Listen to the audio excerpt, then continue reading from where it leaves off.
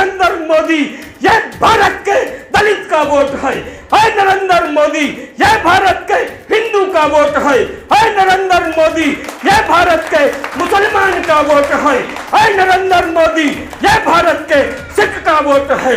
तुझसे हिसाब लेने का काम 2024 के अंदर किया जाएगा। कहा कि बेटी से बढ़ के वोट की इज्जत होती है, लोगों ने मेरी आलोचना की।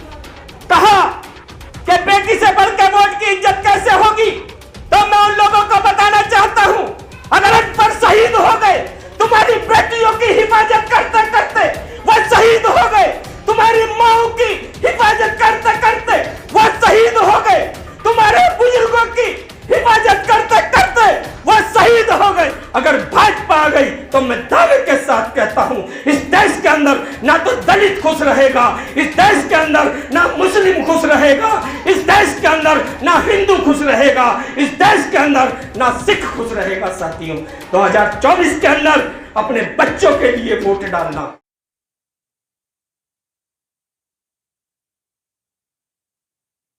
बहुत बहुत मुबारक।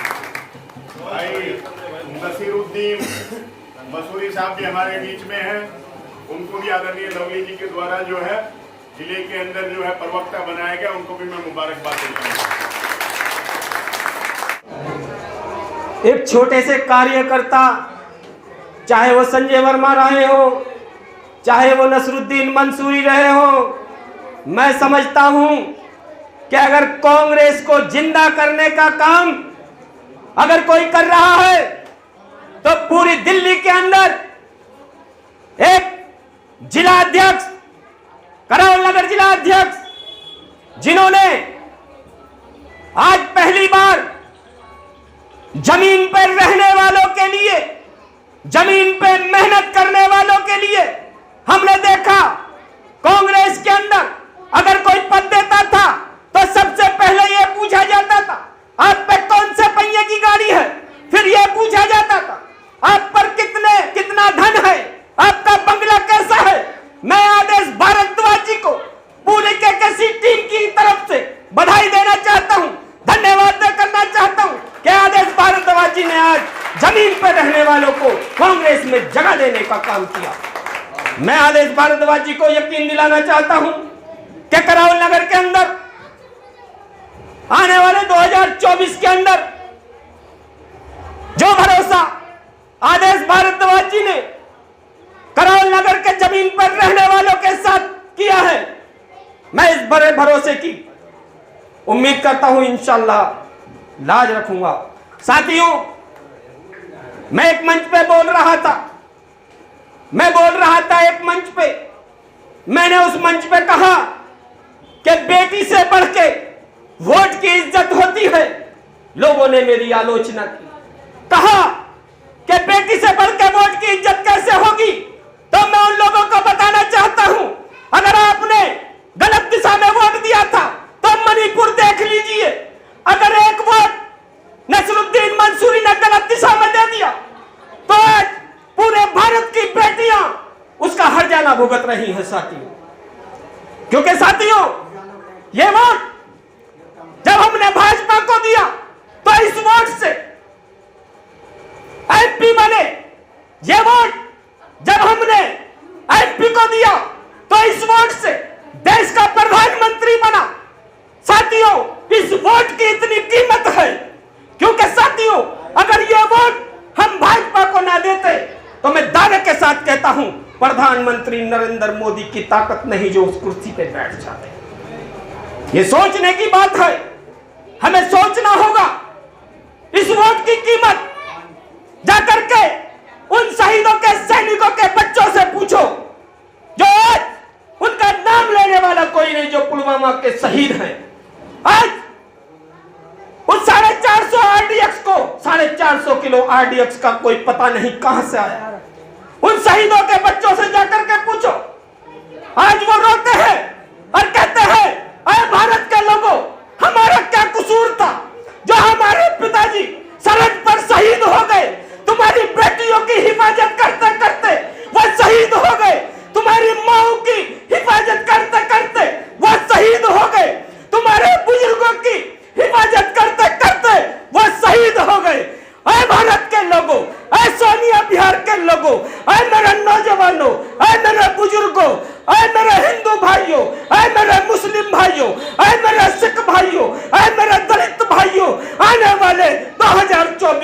अंदर आप लोगों को बताना है, ऐ नरेंद्र मोदी यह भारत के दलित का वोट है, ऐ नरेंद्र मोदी यह भारत के हिंदू का वोट है, ऐ नरेंद्र मोदी यह भारत के मुसलमान का वोट है, ऐ नरेंद्र मोदी यह भारत के सिख का वोट है। तुझसे हिसाब लेने का काम 2024 के अंदर किया जाएगा साथियों। यह हमें सोचना है, क्योंकि साथियों आज हमने देखा मणिपुर, ये मीडिया मणिपुर पे जाने के लिए तैयार नहीं थी, लेकिन आज यह चैनल क्या दिखा रहे हैं, जाकर फिलिस्तीन की खबरें दिखा रहे हैं। किसकी दिखा रहे हैं? जाकर के कह रहे हैं वहां पे युद्ध चल रहा है। क्या किसी ने मणिपुर की उस बेटी की खबर दिखाई? क्या किसी ने वो मणिपुर में हमारे छोटे छोटे बच्चों को शहीद कर दिया गया, किसी चैनल पर उसकी डिबेट देखी? नहीं देखी होगी साथियों। तो मैं आप लोगों से कहना चाहता हूं 2024 के अंदर आप लोगों को यह ना सोचना कि हम कांग्रेस को वोट देने जा रहे हैं, यह ना सोचना कि हम राहुल गांधी को प्रधानमंत्री बनाने जा रहे हैं, यह ना सोचना कि हम सोनिया गांधी को मजबूत करने जा रहे हैं। नहीं साथियों, अगर सोचना 2024 के अंदर अगर भाजपा आ गई तो मैं दावे के साथ कहता हूं इस देश के अंदर ना तो दलित खुश रहेगा, इस देश के अंदर ना मुस्लिम खुश रहेगा, इस देश के अंदर ना हिंदू खुश रहेगा, इस देश के अंदर ना सिख खुश रहेगा। साथियों 2024 के अंदर अपने बच्चों के लिए वोट डालना, 2024 के अंदर अपनी बहनों के लिए वोट डालना, 2024 के अंदर अपने बुजुर्गों के लिए वोट डालना। साथियों अभी जैसे कि सबने बताया, हमारे वक्ताओं ने, कि 30 तारीख को जवाब दो, हिसाब दो, एक रैली है।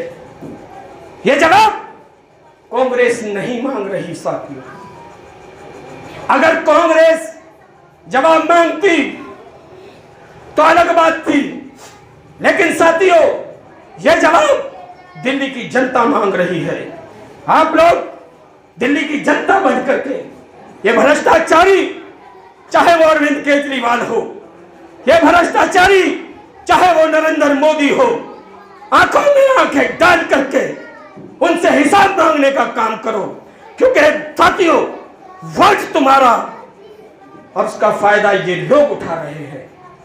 वोट हम इसलिए देते हैं ताकि हमारे बच्चों के अधिकार मिले, वोट हम इसलिए देते हैं ताकि हमारी माँ और बहनें सुरक्षित रहे, इसलिए वोट नहीं देते कि आप लोग एरोप्लेन में घूमो और हमारे देश का नौजवान और हमारे देश का किसान उसके पैर की चप्पल भी गायब हो जाए, इसलिए वोट नहीं देते। साथी बहुत बहुत धन्यवाद। और हमारे बीच में हमने स्वागत समारोह रखा था साथियों, हमारे जिला अध्यक्ष आदेश भारद्वाज जी का, और एक और हमारे बीच में नवनियुक्त विधानसभा अध्यक्ष हैं हमारे वलीम भाई, हमने उनका भी स्वागत समारोह रखा था साथियों। तो मैं कहना चाहता हूं ये हमारे वलीम भाई हैं, बहुत मेहनती और बहुत जुझारू।